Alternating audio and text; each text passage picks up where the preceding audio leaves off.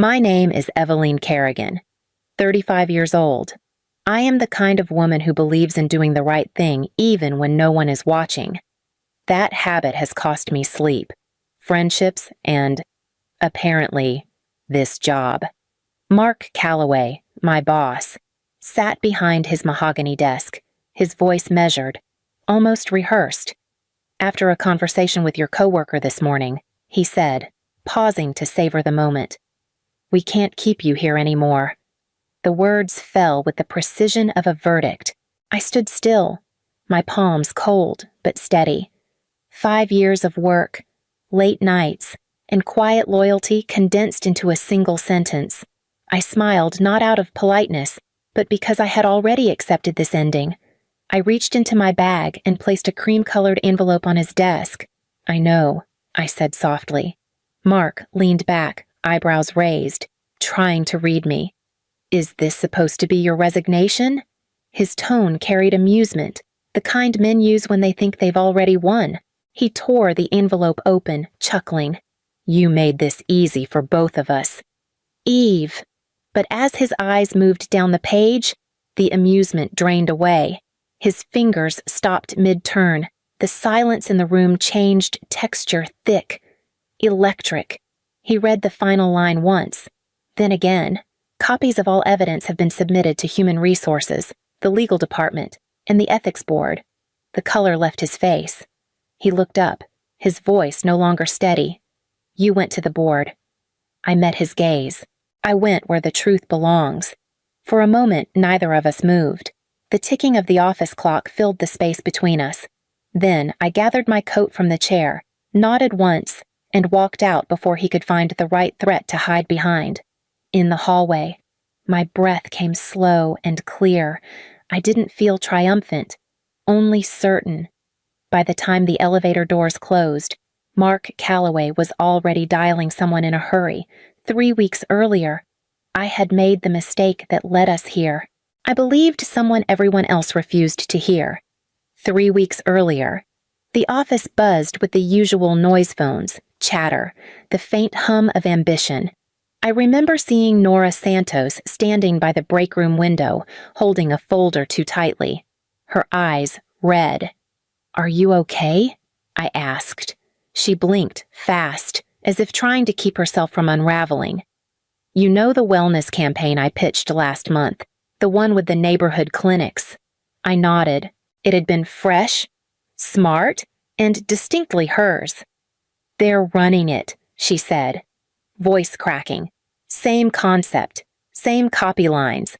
Only now it's called Mark's idea." I hesitated. Around here, ideas changed hands quietly, without credit or apology. But Nora wasn't the type to invent stories. She showed me her draft's timestamps, email chains, everything. "Have you told him I asked?" She gave a bitter laugh. "I did. He said I should be flattered. The department was inspired." I stared at the printouts. They were identical to the campaign rolling out next week. "You should take this to HR." "I already did," she said. "They told me to let it go for the good of the team." Her hands trembled.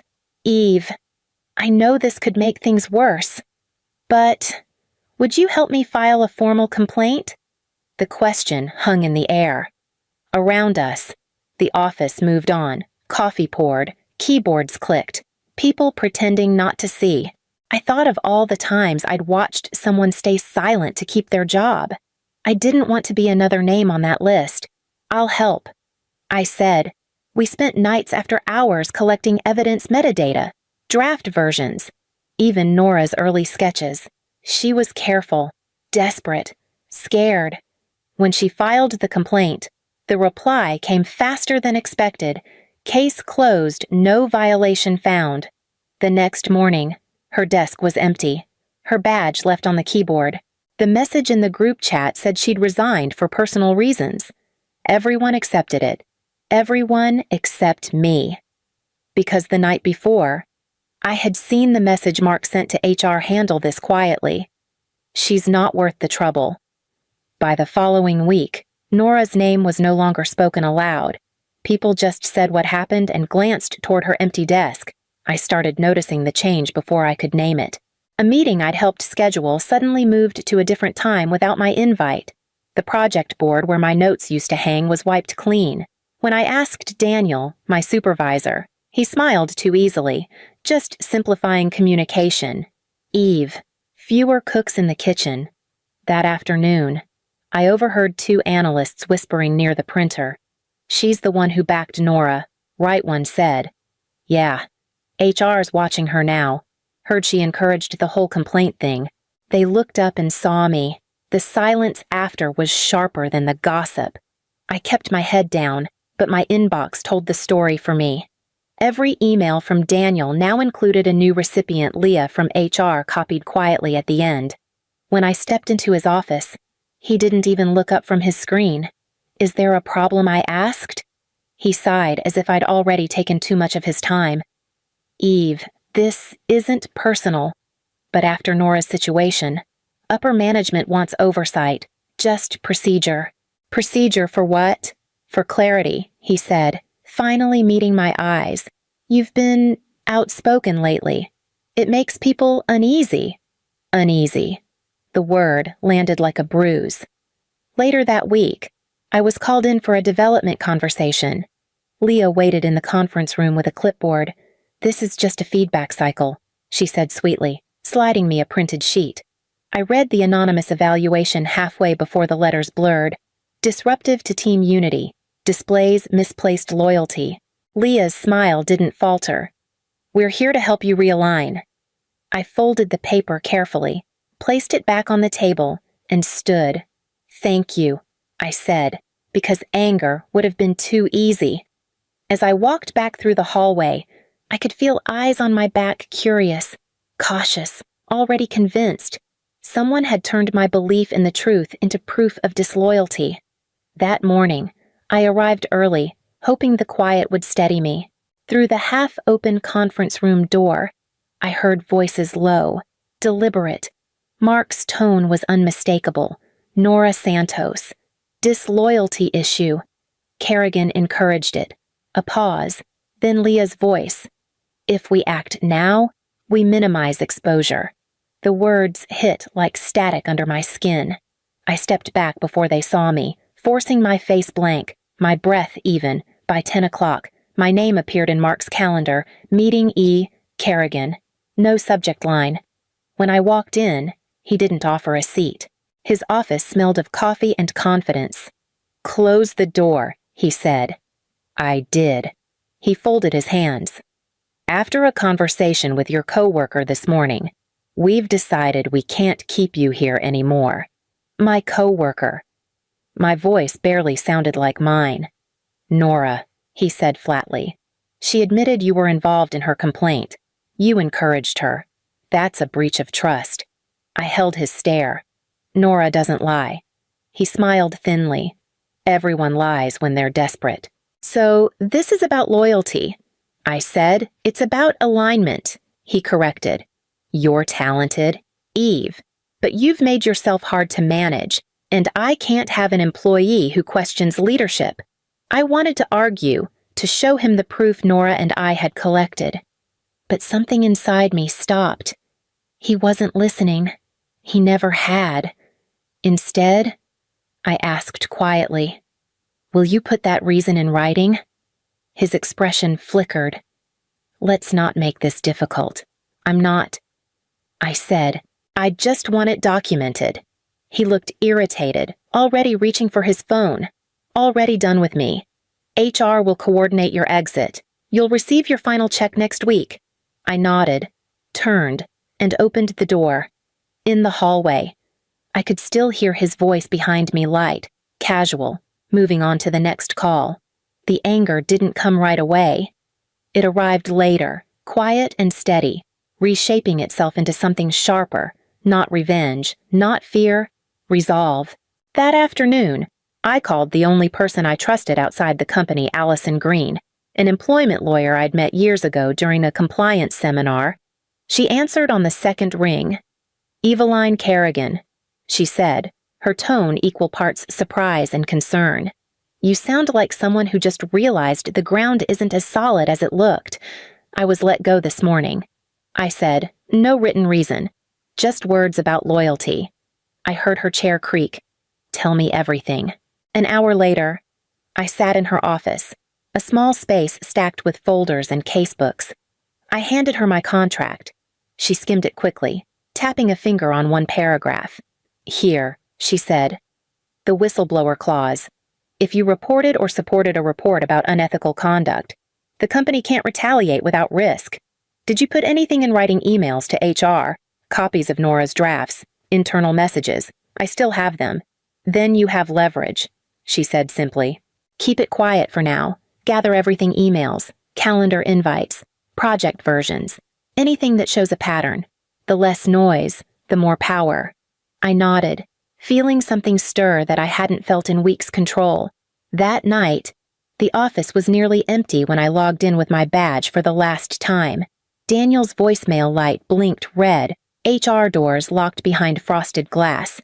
I opened my inbox and began forwarding copies of old threads to a private drive. Nora's original proposal timestamped 3 weeks before Mark's presentation. Meeting notes with my name erased from the credits. The message to HR that read, handle this quietly. She's not worth the trouble. Every click felt deliberate, steady. When a coworker passed my desk, I smiled. Just catching up on reports, I said. She nodded, unaware that my reports were the record of how easily good people could be erased. By midnight, I had the outline of something stronger than revenge proof. I shut down the computer, slipped my drive into my coat pocket, and stepped into the cold Boston air. 2 weeks later, I stopped waiting for fairness to find me. I wrote my own ending. The resignation letter came first, short, polite, every word measured. Thank you for the opportunity. I've learned from my time here. I wish the company continued success. Nothing that could be twisted or softened by someone else's version of events. Then I wrote the second document. It was longer, sharper. I listed what Nora and I had uncovered: her original drafts, the campaign pitch deck with her metadata, the emails showing how the concept was lifted and renamed. Each point had a date, a file path, a signature. No anger, no adjectives, just evidence. The final line read, copies of all evidence have been submitted to Human Resources, the Legal Department, and the Ethics Board. When I finished, I read it twice, then printed both pages on heavy ivory paper, the kind that made every word feel irreversible. I slipped them into a cream envelope, pressed one strip of tape along the flap, and placed it inside my bag. The next morning, the office lights hummed above my desk as if nothing had changed. Daniel passed by, giving his usual half-smile. Still here for a little longer, I said. He laughed softly, already forgetting me. At 9:30, I walked to the copier room to make one final scan. The machine hummed as it captured every page, one after another. I watched the red light glide across the paper like a quiet witness. When I returned to my desk, I tucked the copies into my coat pocket and sat back, breathing evenly. Around me, keyboards clicked, phones rang, people planned the next campaign. They had no idea how much of the old order was about to shift. By the time I reached for my coffee, my hand was steady again. The envelope rested beside it, pale and perfect. Tomorrow, it would cross Mark Calloway's desk, and for the first time in weeks, I felt calm. When I walked into Mark's office that morning, he was already smiling too wide, too sure of himself. "Eve," he said, gesturing to the chair across from him. "I was wondering when you'd come by. Ready to move on?" "Yes," I said, placing the envelope on his desk. "This is my official resignation." He glanced at it and chuckled. "Well, that saves us paperwork." He tore the flap open, scanning the first lines. Polite, professional. "I appreciate that." His tone softened into mock sympathy. "I'm sorry it had to end this way. You're talented, but sometimes people dig holes they can't climb out of." I stayed quiet. His fingers turned another page and stopped. The silence changed. His eyes narrowed as he flipped faster, reading the attached report. What is this? His voice cracked slightly. Documentation, I said evenly. Documentation of what everything Nora and I discovered. Each file has a timestamp and author record. You'll find your name in several of them. He swallowed hard. You went to the board, I went where the truth belongs. He stood abruptly, hands flat on the desk. Do you have any idea what this could do to your reputation? The industry is small. Eve, I can make one call. I met his eyes. You can make 100. The timestamps won't change. He stared at me for a long time, searching for a weakness that wasn't there. Then he sank slowly back into his chair, color fading from his face. I suppose you think this makes you righteous? He muttered. No, I said. It just makes things accurate. I turned toward the door. Behind me, I heard paper rustling, the faint clatter of his phone as he reached for it with shaking fingers. I didn't look back. The sound that filled the hallway as I walked away wasn't shouting, it was silence, deep and clean. The first morning after I left Horizon felt quiet in the wrong way. I made coffee, sat at the kitchen table, and stared at my laptop screen. No calendar alerts, no unread messages, no purpose. At first, I told myself it was rest. I answered a few job postings, wrote careful cover letters, waited. A week passed, then 2. The replies never came. When I called a former colleague, her tone was polite but distant. You know how it is, Eve, she said softly. People just don't want to get involved right now.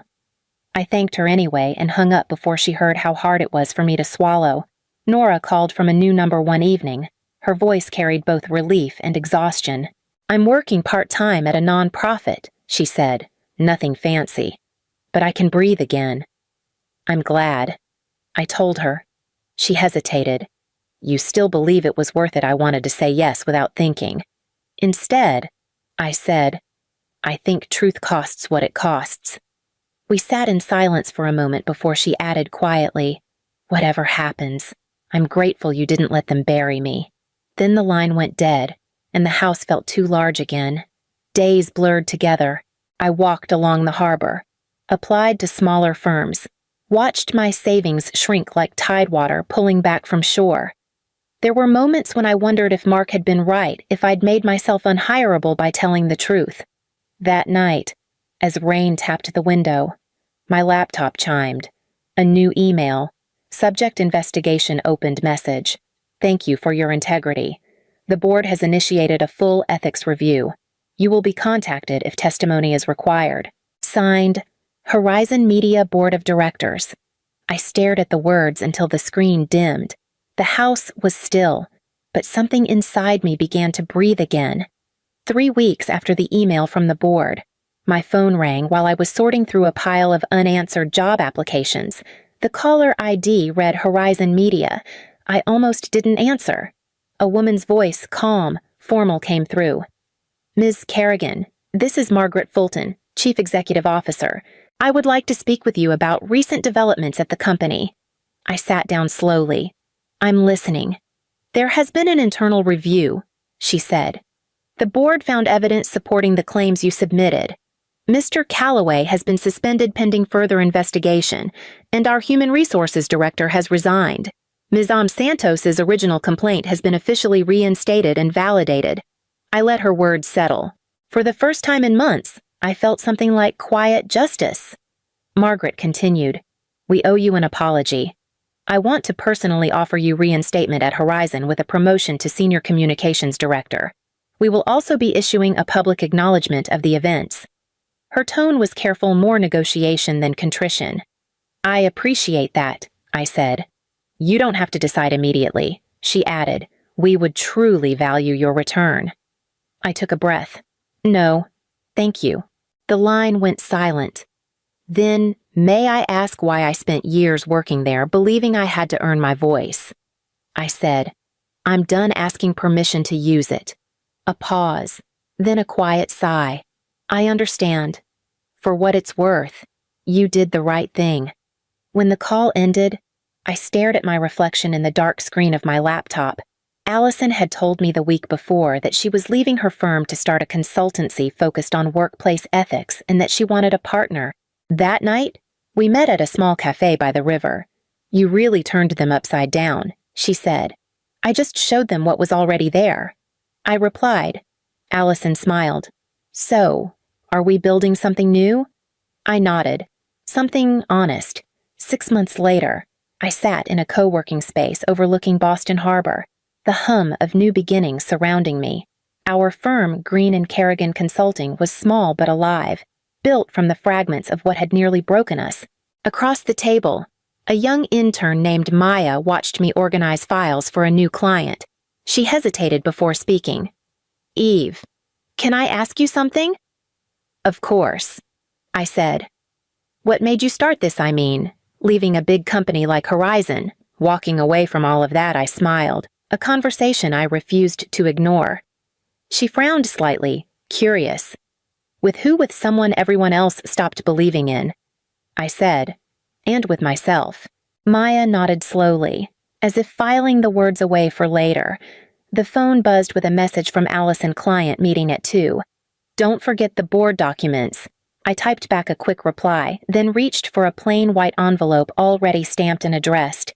Inside was a single-page letter.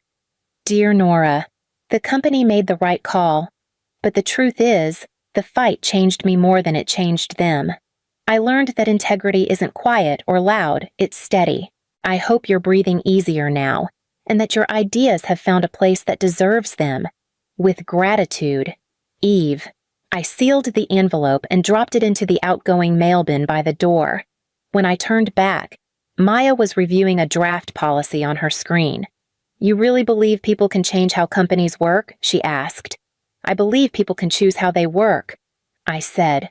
"That's where it starts." Outside, the harbor gleamed in the winter light. I thought of the years I'd spent waiting for permission to be heard, and how simple it felt now to speak without asking. Sometimes, the hardest thing isn't believing someone else. It's believing yourself. And for the first time in a long while, I knew exactly what I believed.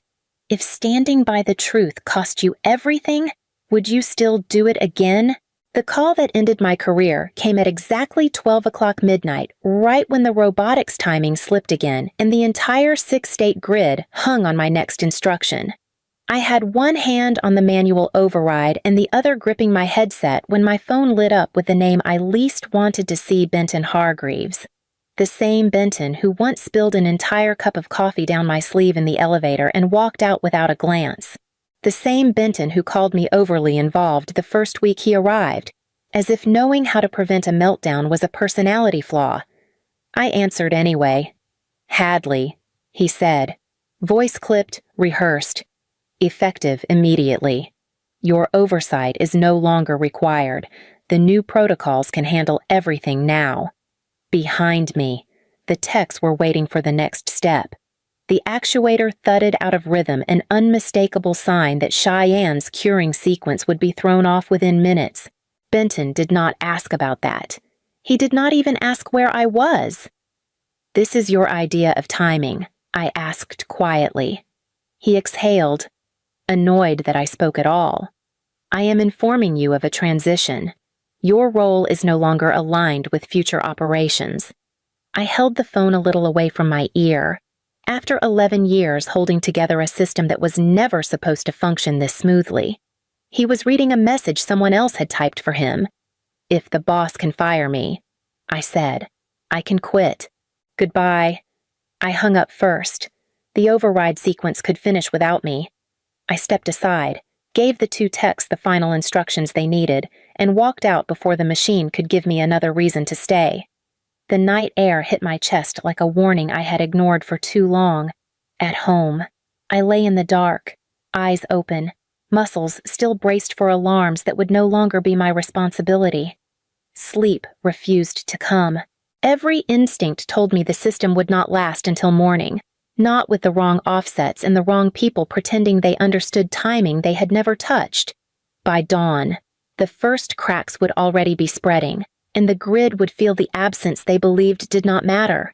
I woke before the sun, still wearing the clothes I had not bothered to change out of.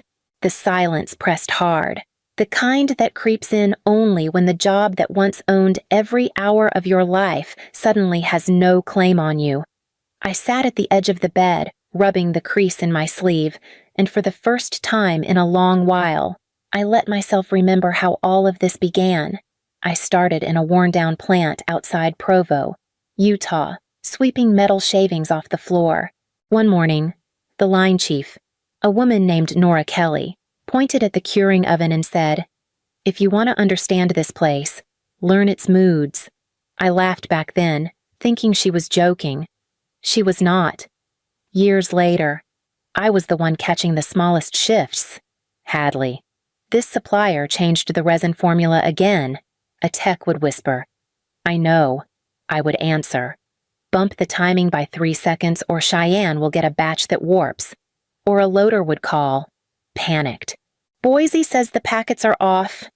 "They are not off," I would tell him. "Flagstaff's humidity jumped. Adjust the readings. Trust the humans before the sensors."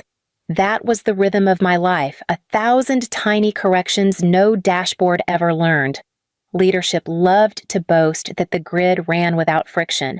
They never mentioned the nights I stood between two failing processes, listening for the tone of a machine the way some people listen for the pitch of a violin. There was a spring storm once, years ago. The curing line in Cheyenne started collapsing under a temperature spike no one predicted. A junior engineer looked at me, terrified. "Do we shut it down?" "No," I said. "Shift the sequence. Do it now." We saved every unit that night. No one asked how. Remembering that now stung more than I expected.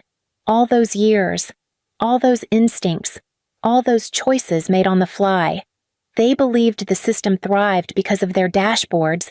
It thrived because I carried its patterns inside me, long before anyone cared to ask what it cost. The shift started quietly, the way most dangerous things do. 3 months before the midnight call, I walked into a morning briefing and saw a group of consultants arranged around the table like they owned the place. One of them smiled at me as if I were interrupting. Benton Hargreaves stood at the front, tapping his tablet. "We are moving into an efficiency-centered quarter," he announced. "Automation-first workflows, predictive modeling, less human interference." I leaned back in my chair. Interference. That what we are calling oversight now. He did not look at me. "The models will reduce variability." Nora Kelly, now a supervisor, whispered under her breath. "He still owes you an apology for that coffee." "He does not apologize," I murmured. 2 weeks later, during a cross-state sync call, I heard one of the consultants say, "We removed several manual offsets to streamline the system." I cut in. "Those offsets exist for seasonal variance. You remove them. Cheyenne loses an entire morning." A man named Corwin from the consultant team replied in a smooth voice, "The model self-corrects. It cannot correct for humidity swings. It self-corrects," he repeated, as if saying it twice made it true. After the meeting, I ran into Benton in the parking lot. He brushed past like I was blocking his personal runway. "Benton," I said, "you need to look at the timing sheets before you sign off. They are overriding adjustments that took years to refine." He unlocked his car without turning. "We hired experts. Let them do their job. You hired people who have never stood on a floor at 2 a.m. He paused then, just long enough to let the disrespect sink in. "Hadley, please do not make this difficult. The company is evolving." Nora cornered me later that day. "You all right?" "Fine," I said, though my hands were shaking. "They are preparing the system to run without me." She sighed. "They would be insane. Insane or blind." I answered. The signs were there. Every shortcut, every dismissal, every override. Not one of them wanted to hear what keeping a 6-state grid alive actually required. Silence, to them, meant agreement. They never understood what it was costing. I lay on the couch after the midnight call, staring at the ceiling like the patterns could steady my breathing. The house was quiet. but my mind kept running the grid the way I always did when something felt wrong. Salt Lake Robotics always moved first. Cheyenne Composites depended on its timing. Pueblo's precision metals relied on Cheyenne's curing windows. Flagstaff lined up its renewable assembly behind Pueblo. Boise's AI line only worked when all of them fed clean, synchronized data. I whispered the chain under my breath, the same way some people recite prayers. Salt Lake loses 3 seconds. Cheyenne warps by sunrise. Pueblo overheats before lunch. Flagstaff chokes on missing metals. Boise shuts down by midday. Nora had once told me, "It is like watching dominoes fall in slow motion, except you see it before anyone else does." She was right. The new protocols could predict loads, but they could not interpret the quirks we learned the hard way. They could not smell resin that had been stored too long. They could not read the tension in a crew chief's voice. They could not sense the moment a machine hummed half a tone too sharp. Benton never understood any of that. During one of his early interviews, I asked him, "What is Pueblo's temperature limit for day shift?" He blinked. "The system regulates it." That is not what I asked. He smiled the way people smile when they want you to feel small. "Hadley, this is not a trivia contest." Later, in the parking lot, he walked so close his shoulder brushed mine without an acknowledgement. A simple "excuse me" would have gone a long way. But Benton never wasted words on people he did not value. By the time I finally closed my eyes, the first failure was already forming in my head a robotics run at Salt Lake, stamped with generic parameters, feeding bad timing into a grid that no longer had anyone left to correct it. I was still awake at 3:40 in the morning when my phone buzzed on the counter. I did not move toward it, but the screen lit the room enough for me to read the name Liam Duarte, one of the night leads in Cheyenne. His message came fast. "Hadley, did you change the timing offsets last night? The line is drifting." I pressed my thumb against the table to keep from answering. I had no authority now. Anything I said would only make things worse for the people still inside. I locked the screen without replying. At 5:10, another alert appeared. This one from Boise. Packets do not match the forecast tables. Did Salt Lake push a different run? I turned the phone face down. My chest tightened the way it always did when something was slipping out of alignment, but this time I was not allowed to fix it. By 6:15, Pueblo sent a group message. Temperature rise in the metals bay, not matching the model. "Anyone know what is going on?" I whispered into the empty kitchen. "It is the offsets. They are stacking." But no one could hear me, and even if they did, they would not be allowed to act on it. Another message came in from Liam. "Salt Lake sent a batch early. Cheyenne molds are off. We are losing the first run." I poured water into a glass just to keep my hands busy. "I told them this would happen," I said under my breath, though there was no one around to argue with me. Every new alert felt like another domino falling, exactly in the order I had mapped out the night before. The system was doing what Benton wanted following protocol, trusting the model, stripping out every manual adjustment I had built over 11 years. The irony was bitter. It was working perfectly, and because of that, it was beginning to collapse. By 8 in the morning, Liam finally stopped trying to be calm. He called instead of texting. "Hadley, the composite panels are warping," he said. "They look fine at first pass, but the microchecks are a mess." Did Salt Lake change the robotic sequence? I closed my eyes. They did not change it the way you think. They let the model drive it. So this is from last night. His voice cracked. "Cheyenne is losing an entire run." "Log everything," I said softly. "Every deviation, every timing note. Do not let anyone tell you this came from nowhere." By 9, Pueblo joined the chorus. A metals supervisor named Raymond, someone I barely knew, came through with a rough edge in his tone. "Who pushed us into this heat window?" he snapped. "The ovens are fighting to stay stable. This schedule is suicide. You are on the automation slot now." I answered. "The system rescheduled you." So the system does not know we cannot run full capacity after mid-morning. He cursed under his breath. We are scrapping half a shift already. Just after 10. Flagstaff called. A project lead, Avery, sounded like she was trying not to shout. We cannot complete assembly, she said. Pueblo's metals are late and half the components do not meet spec. Boise is yelling at us to keep feeding the line. What are we supposed to send?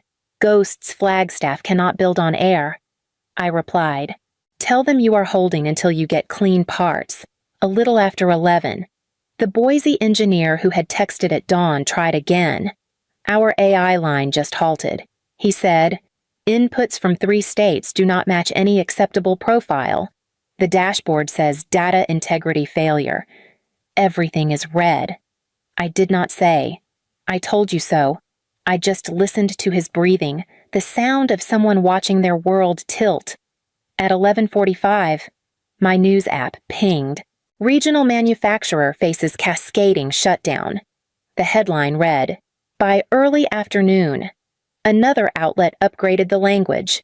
Domino-style collapse across the Mountain West. The banner said, and my phone lit up again with a call from Denver. The first call came from Benton at 1:18 in the afternoon. His name flashed across my screen with the same arrogance he always carried into a room. I let it ring until it died on its own. A minute later, another call. This one from Marcy Eller, the regional director. Hadley, please pick up. Her voicemail began, voice shaking. We need to understand the timing sequence. We cannot locate the source of the mismatch. Every facility is escalating.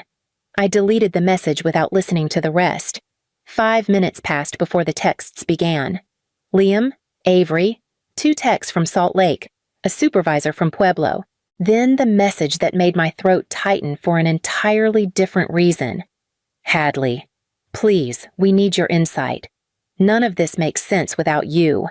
I set the phone face down on the kitchen counter. The vibration rattled the wood every few seconds, a reminder of the same expectation that had followed me for 11 years show up. Fix it. Do not complain. By 3:15, Marcy tried again. Hadley, she said, breathless. The board wants hourly updates. We cannot give them anything. The automated reports contradict each other. I heard someone shouting behind her before the line cut out. A string of calls followed. Salt Lake, Flagstaff, Cheyenne, each one frantic, each one arriving too late for anything but damage control. By early evening, the chief executive officer himself sent a voicemail. His tone was stripped of the practiced smoothness he used at every quarterly meeting. Hadley, I know you are seeing the news. We are facing catastrophic alignment failure. We need your expertise. Please call me back as soon as possible. I did not press play a second time. I did not save it. I turned the phone off completely and slid it into a drawer. For the first time since dawn, the house stopped vibrating. The silence that followed was not peace. It was clarity, the kind that arrives only when people who never respected you suddenly remember you existed. By the time evening settled, Iron Vale's meltdown had turned into a spectacle. Every business outlet was running the same headline. Every investor forum was stripped raw with panic. My phone stayed powered off in the drawer, exactly where it belonged. The call that mattered came through my laptop instead. A notification popped up from an unfamiliar Tempe number. Then a calm voice followed. Ms. Roarke. This is Lena Morell from Phoenix Systems. Do you have a moment? I hesitated, then answered, I do. We have been following today's events, she said, careful not to sound predatory. But that is not why I am calling. We have been studying your work for years. I let out a slow breath. Studying my work. Yes, she replied. Your timing adjustments in the spring cycles. Your microvariance offsets for composite molds. Those were not documented anywhere. We reverse engineered the patterns last year. I blinked, stunned into silence. Lena continued, our director calls them the Roarke signatures. We could tell someone with instinct was behind them. Instinct. The one thing Iron Veil had treated like contamination. She paused just long enough for the weight of her words to land. "We would like to offer you a senior systems architect position," she said. "Full autonomy, full trust. A team that wants to learn the things models cannot." I sat straighter. "Are you sure you want someone like me? My former company decided I was obsolete." "They were wrong," Lena said without hesitation. "They chased a shortcut. We value the person who knew how to keep 6 states breathing." The room shifted around me. Not physically, just the sense that my future no longer pointed backward. "When would you need an answer?" I asked. "We can overnight the offer," she replied. "Sign whenever you feel ready."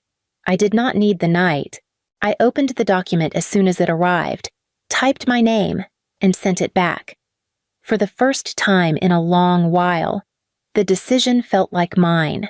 My first morning at Phoenix Systems felt nothing like the 11 years I spent at Iron Veil.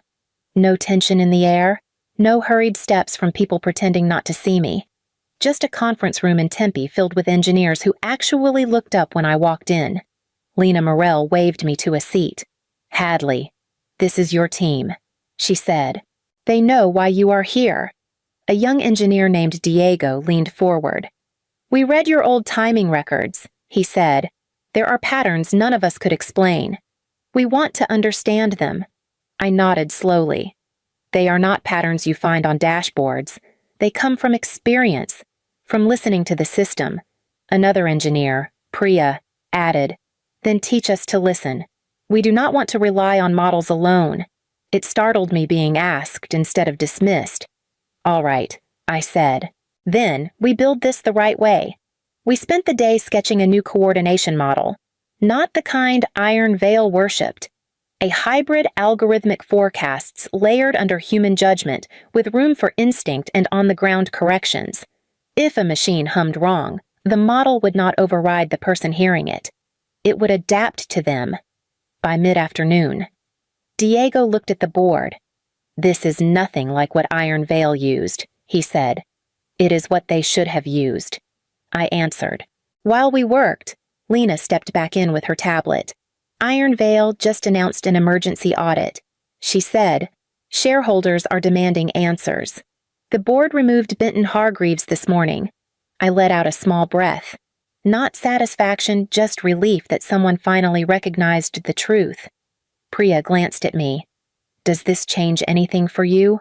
"No," I said. "I am here now, and we are building something they never understood." The room felt steady, like a grid beginning to align. 1 week after we switched Phoenix Systems onto the new model, Lena called everyone into the small conference room. She pointed at the projection. "Regional Reliability Index," she said. "We just passed every competitor in the Mountain West." Diego let out a low whistle. That fast Priya turned to me. "These curves are your offsets," she said. "You can see the corrections kick in only when the crews intervene." I shook my head. "They are our offsets now. You were the ones who pushed for human override tags." Lena glanced down at her tablet. "There is something else," she said. "Iron Veil announced a formal shutdown of 3 facilities this morning." The room went still. 3, Diego repeated. "They really could not recover." Lena nodded. "The audit report is brutal. They cited systemic coordination negligence. The board called it a leadership failure," Priya asked. "What about Hargreaves removed from his position?" Lena replied. "Internal memo says he will not lead operations anywhere inside that holding group again." All 3 of them looked at me. I exhaled slowly. "That is not justice," I said. "It is just the bill coming due." Diego tilted his head. "Do you feel bad for them at all?" "I feel bad for the crews," I answered. "Not for the people who deleted every warning they were given." Lena studied me for a moment. "If they called you now with an apology, would you take it?" "No," I said. "They had my number when the first cracks showed. I am exactly where I need to be." Later that afternoon, I walked the hallway outside our operations hub. Through the glass, I could see my team debating a new adjustment. hands moving as they argued about how to protect a line nobody would ever see on a headline. Priya stepped out and caught up to me. "Hadley," she said, "do you ever think about going back to what I asked? A place that only noticed me when it was already on fire." She smiled. "Then let us make sure this place never needs that kind of fire drill. I can work with that," I said. I kept walking, past the glass, past the memories of a midnight call in another world, following the sound of people who finally knew what to do with the way I kept things running.